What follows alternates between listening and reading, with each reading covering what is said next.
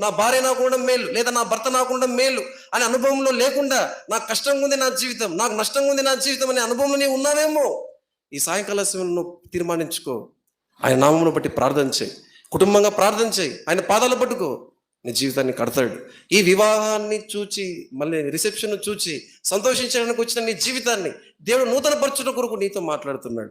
ప్రభా, నా జీవితంలో కూడా, మా కుటుంబ జీవితంలో కూడా ప్రార్థన లేదు. భార్య భర్తలుగా మేము కలిసి ప్రార్థించి ఎన్ని రోజులైందో, కలిసి ప్రార్థించి నీ పాదాలు పట్టుకుని ఎన్ని రోజులైందో. సమస్యలు వస్తే మనుషులకు చెప్పుకుంటున్నాం, సమస్యలు వస్తే వారికి చెప్పుకుంటున్నాం, మా బంధువులకు చెప్పుకుంటున్నాం.